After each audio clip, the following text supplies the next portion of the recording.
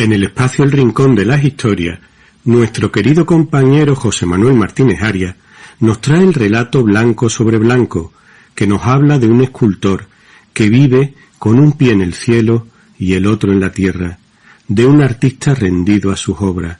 Os gustará, os lo aseguro. Blanco sobre Blanco fue escrito en marzo de 2020. Viene precedido de una cita del soneto 13 de Garcilaso de la Vega que dice: «Oh miserable estado, oh mal tamaño».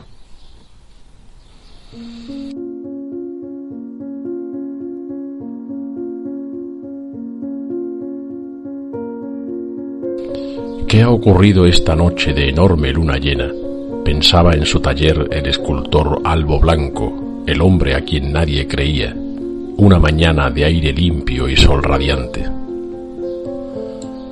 Recordaba, o tal vez no, tal vez lo soñara, recordaba, creía el escultor Albo Blanco, el hombre a quien nadie hablaba, cómo la piel de sus piernas había sentido una caricia mientras dormía, una caricia desde tiempos añorada, haciéndolo estremecer no de miedo, no de pavor, de sensibilidad más bien, como un cosquilleo, un roce físico, carnal, demasiado carnal, sobre todo para un hombre que hacía 20 años a quien nadie tocaba. Debió ser la luna grande y blanca de anoche, su hechizo, o tal vez el vino de la cena que Balmesentara, concluía y sentenciaba Albo Blanco, el hombre al que nadie susurraba. Pero qué hechizo o qué vino habían logrado nunca hacer que Albo Blanco sintiera en su piel nunca nada nunca. Esto no tenía sentido. Desde hacía 20 años dormía solo en un enorme cuadrado acolchado de más de 2,5 metros de lado. No podía ser tal o cual. El roce había sido real. Ahí estaba el misterio, el roce de unos dedos y de unos pies recorriendo sus pantorrillas lenta y suavemente, cálidamente, había sido real. Hacía algunos meses que el escultor Albo Blanco, el hombre que siempre dudaba, había comenzado a no distinguir entre lo que ocurría dentro y lo que ocurría fuera.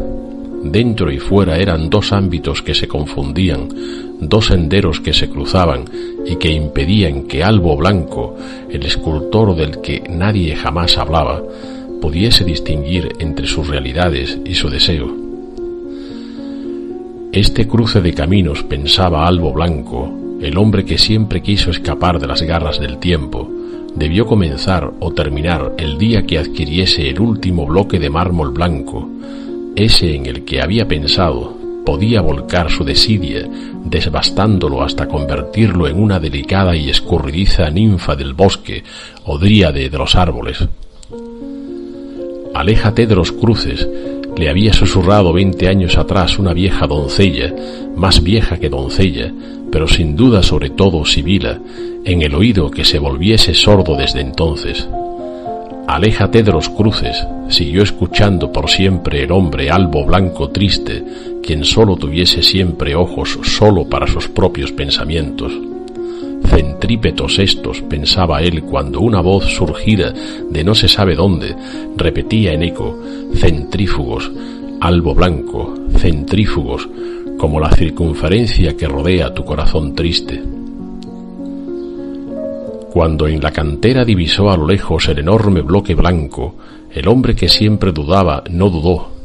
Vio en el bloque o dentro del bloque o debajo de la superficie del bloque una delicada ninfula lechosa como la luna, una dríade inmaculada como joven vestal risueña de ojos inocentes, ojos que escrutaban directamente los suyos y labios que decían: amor, ¿dónde estuviste tanto tiempo? Inmediatamente, nada más trasladar el bloque de mármol blanco a su taller, el escultor Albo Blanco triste, el hombre que jamás sonreía, comenzó a besar la piedra, que lo suyo nunca fue esculpir, cincel en mano y saliva en los labios. Primero fue arrancando todos los ángulos sobrantes de los bordes y después, poco a poco, fue llegando a donde se encontraban los pies de la ninfa para ir delicadamente liberándolos. El hombre que siempre callaba, no esculpía, liberaba a base de besos salidos de su cincel y de su martillo. La noche parecía no caer nunca aquel día. Una luna llena enorme y blanca presidía el cielo en su inmensidad nocturna. Pero el hombre es débil y se cansa, haciéndose fácilmente capturar por el sueño plácido de una noche de verano. Esa debió ser la primera vez, pensaba Albo Blanco, el hombre que jamás imaginaba proyectos futuros. La primera vez que un delicado y plácido escalofrío recorrió mi piel pantorrilla arriba. Tan delicado fue, pensaba Albo Blanco el solitario, que apenas si logró despertarme. Un vago recuerdo conservaba en su memoria siempre tan efímera, siempre tan vacía, Albo Blanco, el hombre que no poseía memoria. 28 noches besando la piedra y liberando formas hasta la siguiente luna blanca, en que el escultor, vencido por el sueño y el placer de un trabajo bien hecho, en su ancho cuadrilátero dejóse arrastrar por la pendiente resbaladiza de sus ensoñaciones. Hasta que de nuevo, a mitad de la noche y en medio del ring, unas piernas lisas y suaves como de piel de niño lo hicieron estremecerse tal si hubiese sido atravesado por un rayo de luz divina en el centro de la circunferencia que rodeaba su corazón asustado. Ahora el escultor Albo Blanco tampoco dudaba. La pierna y los dedos que habían rozado su piel no podían ser de hecho más que los de la ninfula o dríade que sus manos habían terminado de esculpir antes de que el sueño lo condujese al cuadrilátero blanco de los milagros. A la mañana siguiente, Albo Blanco pudo comprobar cómo su pelo, de pronto más largo y rizado, estaba manchado de polvo blanco, de tiza, de cal, de yeso o de polvo de mármol. Pero Albo Blanco no tenía tiempo de dedicarse a comprobaciones inútiles, a lamentaciones, a fruslerías o a contemplaciones ridículas. Albo Blanco, el hombre que siempre miraba hacia atrás, ahora tenía una tarea, un destino, un proyecto, un objetivo, un motivo, una luz blanca que le mostraba el sendero único que no era cruzado por ningún otro. Tenía que dedicarse íntegramente a la liberación de su dríade, de su ninfa de los bosques, de su Dafne atrapada en cárcel de mármol. Para la siguiente luna debía haber terminado el flexionado cuerpo dúctil de la diosa, y sobre todo su rostro blanco, sus ojos ingenuos y curiosos, sus labios delicados que no dejaban de repetir: «Amor, ¿dónde estuviste tanto tiempo?». Y así fue. 28 días, con sus noches, que estuvo el escultor Albo Blanco, el hombre que jamás aprendió a decir no, cincel en mano, liberando el rostro y el cuerpo de su delicada Dafne escurridiza, hasta la siguiente noche de llena luna blanca, que presidiera el inmenso cielo azul oscuro y escoltada por estrellas más vigorosas a medida que más se alejaran del centro de su circunferencia de plata. Tal vez no fuese la luna, tal vez fuese el vino, tal vez fuesen los dos quienes cegaron a Albo Blanco esperanzado, el hombre que jamás quiso a caminar solo, quienes impidieron que durante ese mes este escultor, apasionado y arrebatado por su ideal, no viese en ningún instante su rostro y su pelo y su piel reflejados en ningún espejo de plata o de azogue o en un vulgar vidrio sucio de ventana vieja.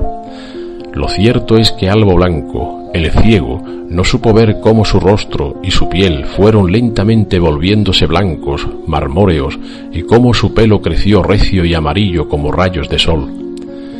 El escultor Albo Blanco, el hombre que no quería mirar, no supo ver que se estaba poco a poco convirtiendo en un blanco Apolo enamorado.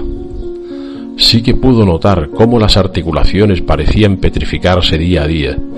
Pero esto qué podía importarle a él, que estaba ocupado en liberar lentamente a su ninfa de la roca que la contenía. La última noche solo podía ya mover las manos cuando sintió que una ligera brisa lo envolvía, trasladándolo al cuadrilátero blanco donde fue depositado por las manos y los brazos blancos, blanco sobre blanco, de su diosa que seguía susurrándole: «Amor, amor, amor, duerme tranquilo tú que siempre quisiste escapar del tiempo». Los labios del escultor Albo Blanco no lograron pronunciar palabra aquella noche ni ninguna otra nunca más, pero sus ojos siguieron proclamando: «Gracias, amor, por permitirme las noches más felices de mi vida triste».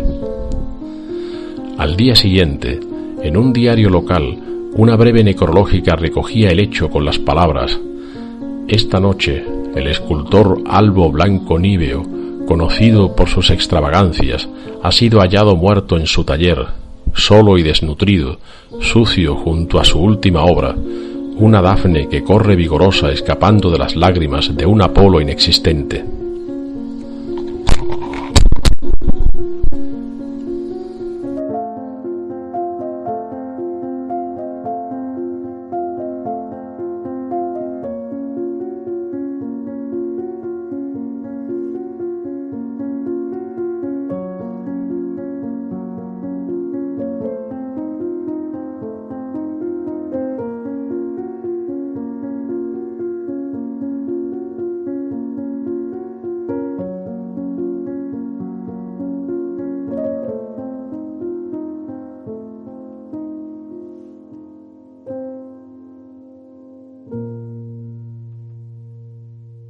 En la sección con nombre de mujer, nuestra colaboradora habitual, la joven escritora nacida en Chetuán, pero afincada en Cabra, Umayma Ulat, nos hablará hoy de la autora surcoreana Han Kang, conocida y reconocida por novelas como La vegetariana de 2007. Espero sencillamente que disfrutéis y aprendáis, como yo lo hago cada vez que Umayma nos habla de literatura en el programa. Hola, buenos días a todos y a todas. Como siempre, primero quiero empezar diciendo que me siento muy feliz de estar nuevamente en este programa que tanto disfruto y del que tanto aprendo. Y más feliz me siento cuando puedo poner mi pequeño grano de arena, ¿no? Hablando de algo que tanto amo y que tanto disfruto como puede ser la lectura. Hoy traigo a una autora que descubrí hace un par de meses en Madrid y que veía necesario acercar a este podcast tan cultural. Y es una escritora coreana que se llama Han Kang. Y es que desde hace un tiempo muchas editoriales han empezado a acercarnos literaturas de diversas partes del mundo. Cada vez pues vemos más libros y más obras, ¿no?, escritas por autoras que no son europeas. Y es algo que cada día agradezco más, sin menospreciar obviamente la rica e importante literatura y cultura en general europea. Creo que la literatura, para poder entenderse y para poder disfrutarse, ha de ser totalmente mundial y ha de tener diferentes voces y perspectivas, y también diferentes procedencias y culturas, y el caso de esta autora pues no es menos. Solo leyendo a estas mujeres podremos tanto entendernos no solamente como ciudadanos de un mismo país, sino también como individuos de todo el mundo. Un mundo que cada vez pues está mucho más unido y mucho más conectado, y por eso animo siempre a la gente a la que conozco que lea tanto literatura asiática como literatura africana, latinoamericana o de cualquier parte del planeta, porque de esta forma creces y aprendes bastante, y además también conoces nuevos formalismos y nuevas estructuras de cómo una obra está conformada. De la literatura coreana puedo decir poquito hasta la fecha, porque solamente he tenido la posibilidad de leer muy pocos libros, un par quizás, pero he visto cierta similitud en estos. Y también bastantes diferencias, ¿no?, porque al fin y al cabo cada historia es única y cada autora pues ha plasmado su idiosincrasia en ella. Principalmente lo que más me ha fascinado, a la par que me ha hecho sufrir bastante en ocasiones, es la pluma tan cruda y violenta que tienden a usar. Representan siempre un mundo muy complejo, muy individualista, muy duro, muy frío y bastante superficial. Además, los personajes tienden a vagar solos, no hay una idea de comunidad, no hay vínculos, y los vínculos que se crean siempre son desde las necesidades y desde las carencias. Hay mucha falta de empatía y muy pocos personajes son realmente humanos. Normalmente todo tiende a girar en torno a la crítica a la sociedad coreana y a la falta de familiaridad y hermandad. También se critica bastante el capitalismo imperante y la necesidad de consumir. Es una sociedad que, según tengo entendido, ¿no? Tanto por las lecturas que he podido disfrutar como la parte audiovisual que también disfruto bastante, como son las películas o las series, las apariencias son como muy importantes y siempre hay una mirada bastante superficial y económica. Esta es la mirada que manda, es la imperante, es la más relevante. Todas estas escritoras lo hacen desde la reivindicación, es decir, a la hora de escribir estas obras no lo hacen con una necesidad vaga simplemente de escribir una historia sin tener en cuenta que quizás también puedan ayudar a una reivindicación, a una reflexión al lector acerca de la sociedad en la que viven. Su intención siempre es reivindicativa y siempre incita a la persona que ha cogido ese libro a reflexionar un poco acerca del entorno en el que se encuentra y cómo las cosas han sido conformadas. Porque al fin y al cabo es un país que actualmente está pasando por muchos procesos y por muchos cambios sociales, que cada vez es más notorio, y lo podemos observar pues en las corrientes artísticas, ¿no? Tanto en las series como en el cine, como en la música, en la literatura, en el arte plástico. Todo está dando un vuelco y están apareciendo filosofías que quizás ya en Europa llegaron hace bastante tiempo, pero como cada país tiene su propio ritmo y lleva un contexto totalmente diferente, creo que sería un error comparar los movimientos sociales que tenemos, por ejemplo, aquí en España en relación a los que quizás están viviendo hoy en Corea. Lo bueno, al fin y al cabo, no es que el cambio está surgiendo y eso es importante para toda la gente que conforma una sociedad, que al fin y al cabo puede encontrar esa liberación, esa representación o esa voz que llevaba tiempo queriendo o anhelaba encontrar en cualquier corriente artística. Y esto es lo que me ha pasado tras leer a La vegetariana de Han Kang. He conocido algunas facetas de la sociedad coreana, aunque exagerándolas en ocasiones, como la propia escritora ha confesado, no para quitarle realidad, sino para ensalzar los problemas y para hacerlos más claros, para que lleguen directamente al lector, a la lectora. No se deja llevar por simbolismos ni intenta censurar ciertas situaciones, sino que intenta mostrarlas de manera clara y directa y en ocasiones exagerarla para que sea un mensaje mucho más pulcro, quizás más diáfano también, ¿no? Es un libro que representa pues la presión, la ignorancia y también un duelo que tiene que afrontar constantemente la protagonista, la cual nunca vamos a ver contar la historia. Siempre la historia será narrada por personajes que conforman su vida, como su marido, su hermana, su cuñado, pero nunca vamos a escuchar su voz. Nunca sabremos cuál ha sido su experiencia o cómo ha vivido toda aquella avalancha de recriminaciones, pasando por diversos abusos sexuales hasta la violencia física por un miembro de su familia. También te dejo un mensaje claro, que es: o formas parte de las normas y reglas que nosotros hemos impuesto como sociedad y a la que debes supeditarte como mujer, o te castigaremos verbal y físicamente hasta que tu cuerpo no pueda aguantar más el dolor.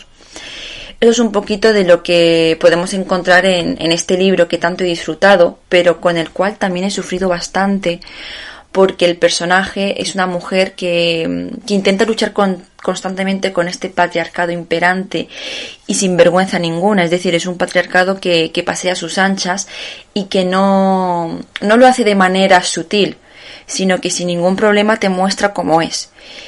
Y veremos cómo, a pesar de todo esto, ella se va a negar, aunque luego las consecuencias sean mucho peores.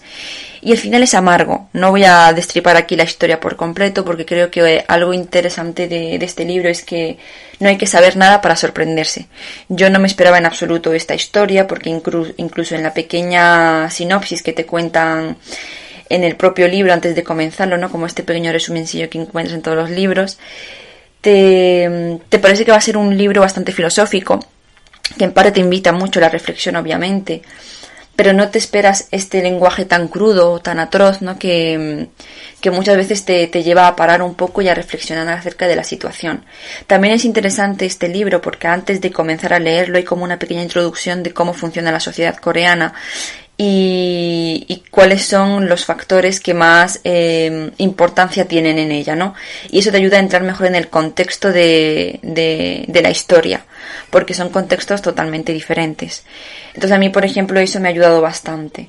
Y el final pues también es bastante agrio, como he dicho anteriormente, pero creo que es una lectura que se ha de leer, porque es una parte del mundo muy desconocida y que creo que es importante conocer. Así que invito a todo oyente y a toda oyente, obviamente, de la estantería a ir a la librería a pedir este libro y a echarle un ojo, porque creo que a más de una y a más de uno le va a sorprender. No digo que gratamente, pero sí sorprender. Así que dicho esto, me despido ya. Muchas gracias por vuestro tiempo y por vuestra atención. Nuevamente muchas gracias a Tomás por darme esta oportunidad tan maravillosa de poder participar en la estantería, de la que soy gran fan. Y nada, mando un beso y un abrazo. Espero que estéis todas y todos bastante bien, de salud, y que todo os vaya bien. Un beso y hasta la próxima. Bueno, pues llegando ya casi al final de nuestro programa, pues no podíamos dejar de contar con digamos, la última colaboradora con la que ha contado Radio Proverso, que es Lourdes Páez Morales. Y bueno, para mí pues un placer inmenso pues que nos esté acompañando esta tarde aquí en el programa, en este último programa de la temporada de la estantería. Pero antes de hablar de Gabinete de Curiosidad, de ese programa que tanto éxito está teniendo y que bueno, y en el que me precio de intervenir, ¿no? De vez en cuando, ¿no? Con una serie de comentarios etimológicos, etcétera, pues a mí me gustaría que Lourdes Páez pues nos hablara de su trabajo, porque verdaderamente de las personas pues estudiosas del arte, no solo por supuesto aficionada o incluso profesional, ¿no? sino una, digamos, investigadora en su campo, la verdad, porque es que lo cierto es que la apasiona. Bueno, pues buenas tardes, Lourdes. Hola, buenas tardes. Y en fin, te repito que bueno, que es un placer que estés esta tarde con nosotros. Y yo me gustaría que nos hablara más extensamente de ese trabajo tuyo de conservadora en el Museo de Bellas Artes, porque me consta que hay muchísimas personas que te siguen, que te conocen en las redes sociales y bueno, y que por supuesto siguen tus trabajos también relacionados con el tema de género en el arte, en el campo del arte, concretamente en la pintura. Y bueno, yo quisiera que nos hablara de todo eso, ¿no? También de cuándo empezaste, cuándo empezó en ti esa afición, en fin. Bueno, son muchas preguntas, ¿eh, Tomás? Buenas tardes, el placer es mío, tú lo sabes, y hombre, es un privilegio para mí estar en tu programa y que bueno, que nos dejes que las personas que te siguen, que son muchas, y la verdad que me alegro muchísimo de ello, pues que nos conozcan un poquito más al resto de los componentes de Radio Proverso. Muchas gracias a ti. Pues mira, yo empecé a trabajar ya hace más de 20 años, en 2002, en museos y concretamente en el Museo Arqueológico de Córdoba, que fue mi primer destino. Y luego, bueno, he pasado por otras instituciones como el Museo de Almería también, o también los servicios centrales aquí ya en Sevilla, cuando tuve mi destino definitivo. Y finalmente, pues en 2013 llegué al Museo de Bellas Artes de Sevilla, y allí sigo, pues haciendo, como tú bien dices, tareas muy diversas. Bueno, y como me has preguntado que en qué consiste, ¿no? Pues prácticamente he estado siempre, desde que empecé, vinculada al Departamento de Conservación e Investigación, porque normalmente hay dos departamentos, uno que se dedica a la difusión, a las actividades externas, bueno, las visitas guiadas, a organizar exposiciones, y luego está el Departamento de Conservación e Investigación, del cual dependen también, por ejemplo, los restauradores, y está compuesto por nosotros, los conservadores, y bueno, pues lo que se dedica, pues principalmente, o nos dedicamos, es a tareas documentales, a varios niveles, ¿no? Por ejemplo, nosotros lo que hacemos es, cada vez que llega una obra nueva, ahora recientemente ha habido varias adquisiciones por parte de la Junta de Andalucía y el Estado, que son nuestras dos administraciones titular y gestora. Pues lo que hacemos es ponerle como un DNI, ¿no? Las registramos, es lo que se llama el registro, ¿no? Y eso es la primera parte de la documentación, y luego ya pues vamos profundizando más hasta llegar a la investigación, ¿no? Donde conocemos con más profundidad pues esas obras que forman las colecciones. Luego también, por ejemplo, atendemos a investigadores, muchas consultas con respecto a nuestras colecciones, o personas que a lo mejor tienen un cuadro en su casa y nos preguntan acerca de la posibilidad de que esas obras pues sean de alguno de los artistas, ¿no? De la escuela sevillana, y entonces pues nos llegan esas consultas, piden fotografías para sus propios trabajos que gestionamos y que tramitamos, y bueno, y otra de las tareas que me asignaron cuando llegué en 2013 al museo, la directora Valmé Muñoz, pues me vio pues pinta de que me gustaban las redes sociales y me propuso, dice, ¿tú quieres llevar las redes sociales? Porque nosotros somos los últimos que no tenemos redes sociales y que bueno, que es una asignatura pendiente, y confío en mí plenamente, y yo desde aquí se lo agradezco porque me parece que confío en una persona a la que no conocía de nada previamente, no habíamos coincidido.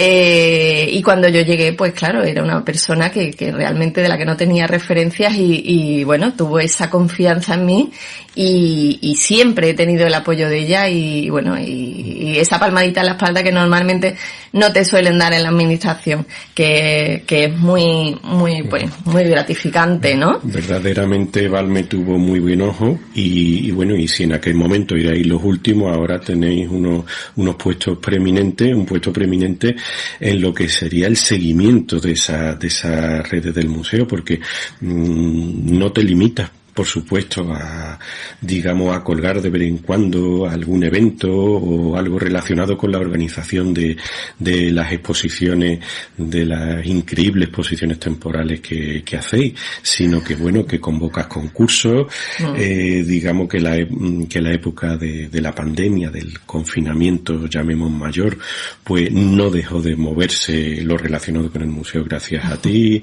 En fin, háblanos un poco de esos concursos que convocas, de esos...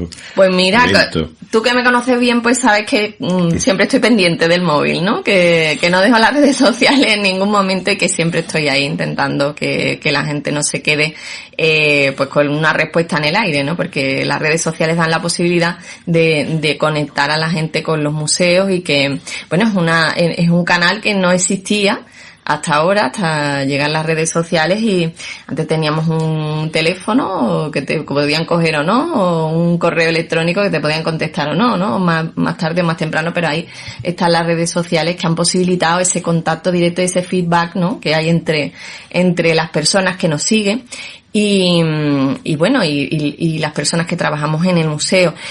El año pasado, por ejemplo, conseguimos ganar el premio Expone a la mejor comunicación, mejor estrategia de comunicación, y bueno, yo estoy particularmente orgullosa de este premio porque, hombre, es un reconocimiento a la labor de las redes sociales que bueno, que se han convertido en imprescindibles, y que todo el mundo, todos los museos, más pequeños o más grandes, pues tienen la posibilidad de ponerse, ¿no? Al mismo nivel, ¿no? Tienen esa posibilidad de abrirse al mundo y de conectar con personas. Nosotros tenemos muchos seguidores, por ejemplo, de Sudamérica, de Centroamérica, de México, de Perú, y entonces eso de Argentina también, ¿no? Ayer pusimos una publicación del tango, ¿no? De unos bailarines de tango que estaban bailando en la plaza del museo, y nos contestó una persona desde Argentina diciendo qué lindo, ¿no? Eso nos conecta, pues nos hace llegar a personas mucho más allá de los límites físicos de la institución, y la verdad que es muy gratificante el poder llegar a tantas personas tan diversas, y que al final el museo pues tenga esa proyección tan fantástica, ¿no? Enhorabuena, verdaderamente.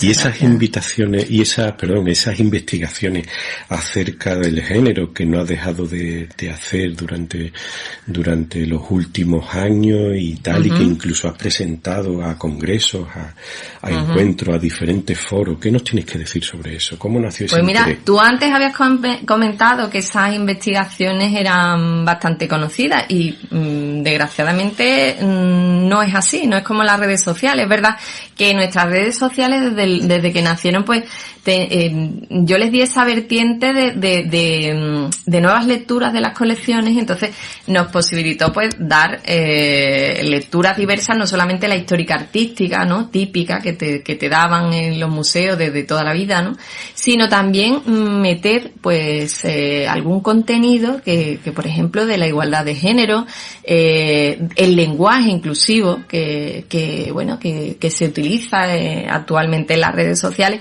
y bueno, y todo era fruto porque como volviendo a mi tarea, ¿no?, de investigación en el departamento al que pertenezco, que es un poco paradójico que las redes sociales del Museo de Bellas Artes de Sevilla surjan no desde el departamento de difusión, sino que se originen en el departamento de conservación, y precisamente pues esas investigaciones que tenía que llevar a cabo y que me llevaron un poco casi por azar al tema de género, por necesidad más bien que por azar, pues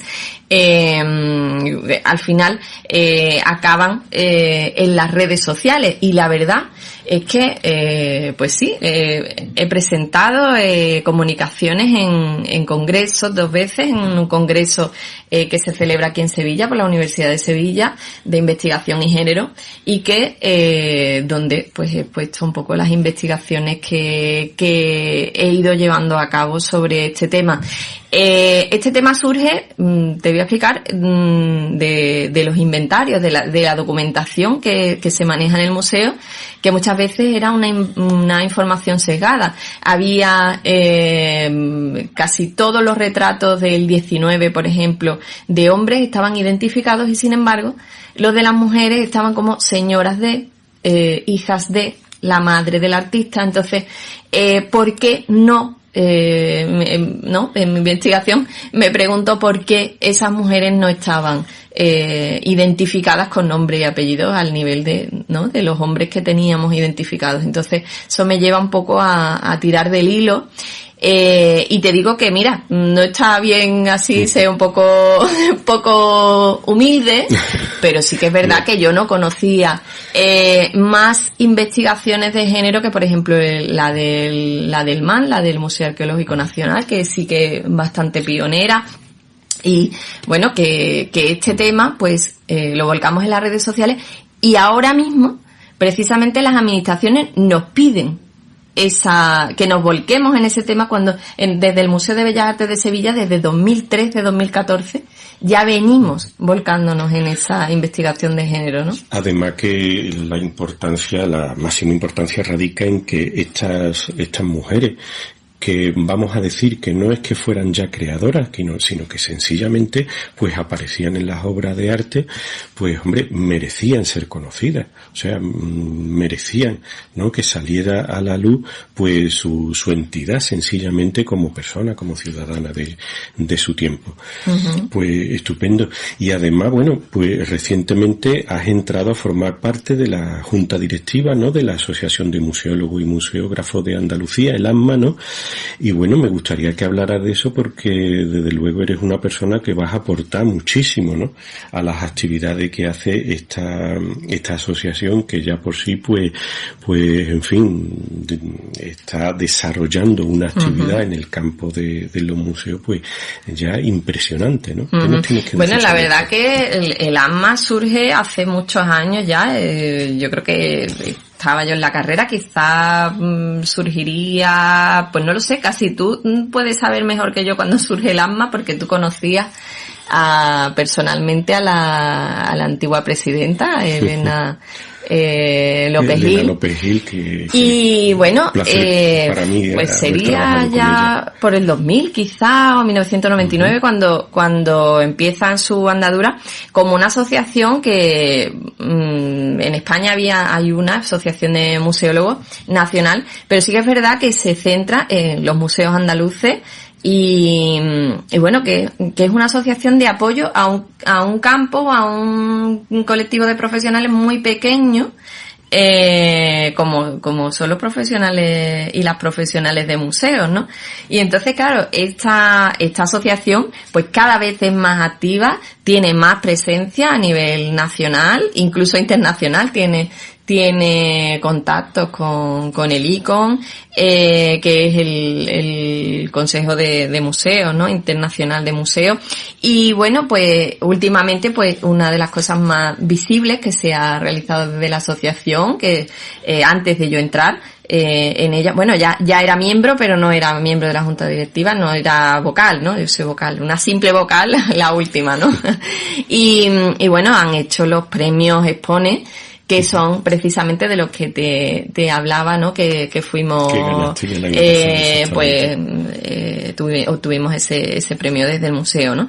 Y bueno, que este año pues se han vuelto a convocar y que ha aglutinado un montón de convocatorias y que están a punto de fallarse. Porque la verdad es que los profesionales y las profesionales de los museos muchas veces nos vemos como predicando en el desierto, porque somos muy poquitas personas las que nos dedicamos y muchas veces no tenemos mucha defensa, ¿no? Entonces esta asociación pues está creciendo mucho porque era necesaria, claro que sí. Y bueno, y por último ya pues hace unos 6 meses aproximadamente, ¿no? Pues diriges y conduces el programa Gabinete de Curiosidades en Radio Proverso, y bueno, me gustaría que hablara de esa etapa y bueno, de tu actividad en ella y en fin. Pues mira, pues esto empezó todo porque me enreda Inma Ferrero, que es una persona maravillosa y a la que has tenido antes en el programa, ¿no? Hace unos minutos. Y bueno, tú la conoces casi mejor que yo, ¿no? Y ella, pues, que es una persona súper activa, una persona que hace lo indecible por la cultura y que siempre apoya iniciativas y ella lo da todo, ¿no? Y hace un gran esfuerzo porque todo esto salga para adelante, y es directora de nuestra Radio Proverso. Y un día, pues me comentó, ella es una enamorada del arte, de Italia, y entonces me comentó: Lourdes, tú me tienes que hacer un programa para Radio Proverso sobre arte y sobre museos, ¿no? Porque yo lo quiero así, ¿no?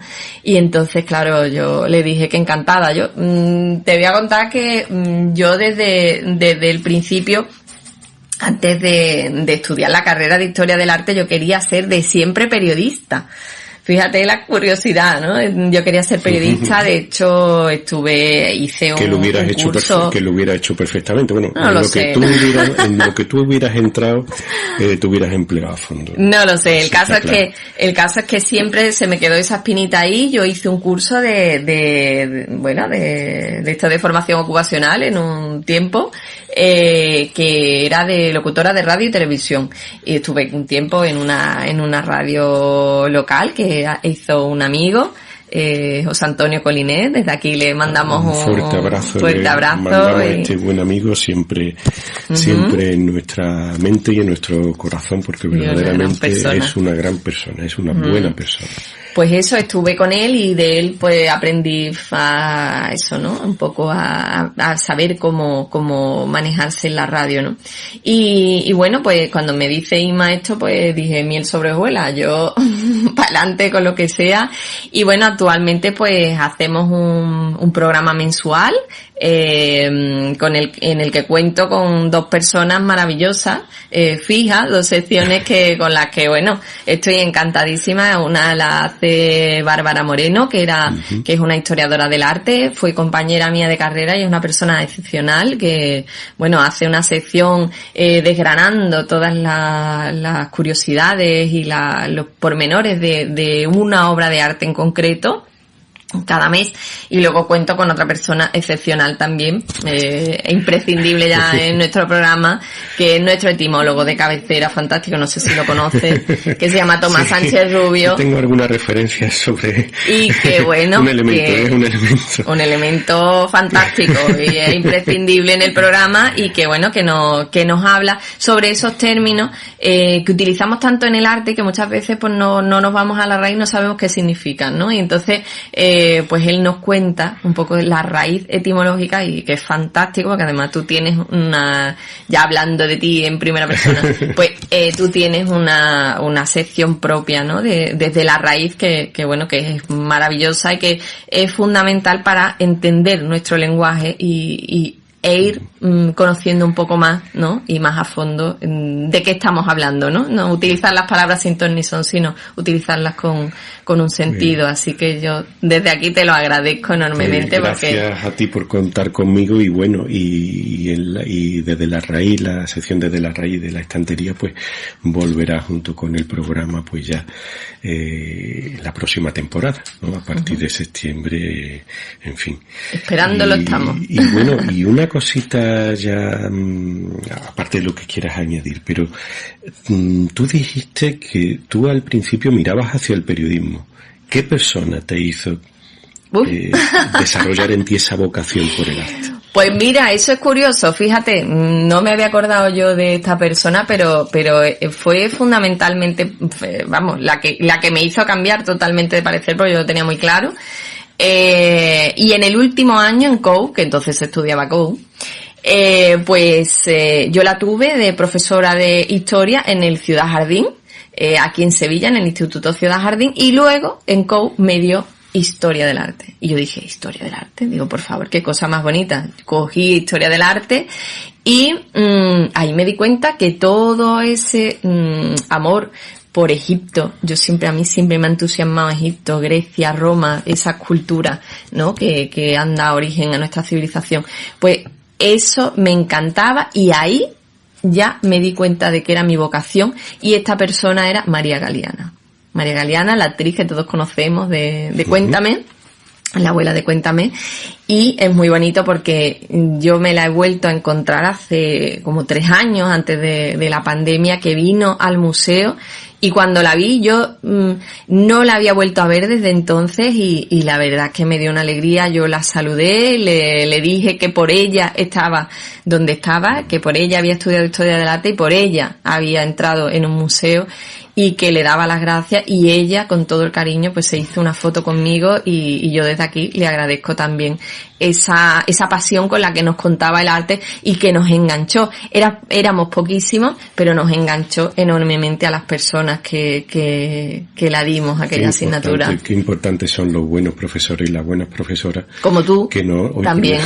Bueno, y tú hubieras sido pues una maravilla. De hecho, hay muchísima gente que no deja de aprender de ti, sobre todo, y me cuento yo entre ellos. Poquita cosa. Qué importantes son los educadores. Siempre ha habido algún profesor, algunos profesores, profesoras en nuestra vida que nos han ayudado no vamos a decir que nos hayan marcado el camino, pero nos han ayudado de muchas maneras para que nos conozcamos a nosotros mismos. Fundamental, perdona que te interrumpa, yo quiero decir que yo cuando era pequeña son fundamentales los profesores y las profesoras, como tú estás diciendo, porque yo cuando era pequeña era muy vaga, no hacía nada en el colegio y me encontré a una persona que era don Adriano, que era una persona excepcional de Guadix, que era una persona que confiaba en esos niños a los que le daban hasta en el cielo la boca, y siempre estuvo apoyando a esos niños que estaban rezagados, que eran tímidos, que eran poquita cosa. Y él siempre confió y les dio esa palmadita en la espalda para que fueran.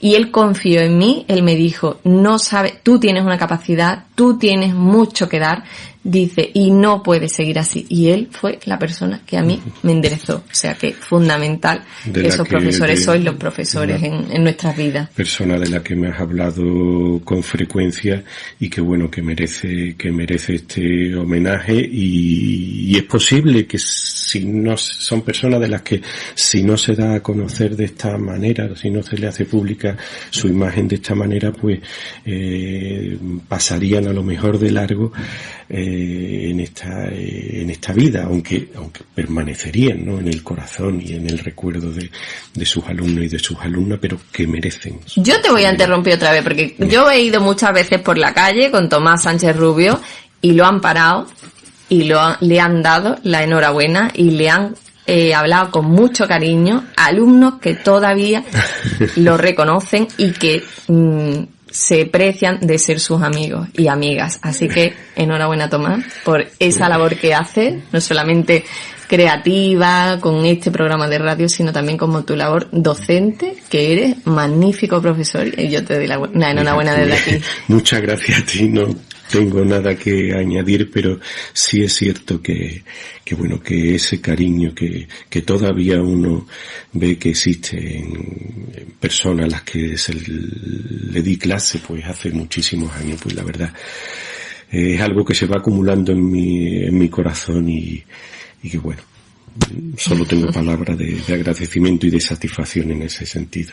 Bueno, pues Lourdes, muchísimas gracias por tu intervención. Muchas gracias a ti. Me cortas ya para que no te diga más cosas.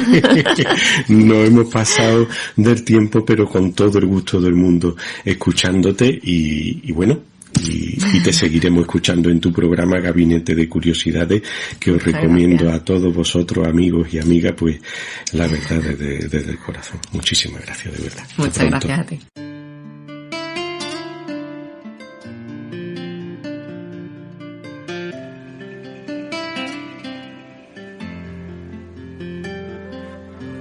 Mi tierra eres tú, mi gente eres tú, el destierro y la muerte para mí están a donde no estés tú. Y mi vida, dime, mi vida, ¿qué es si no eres tú?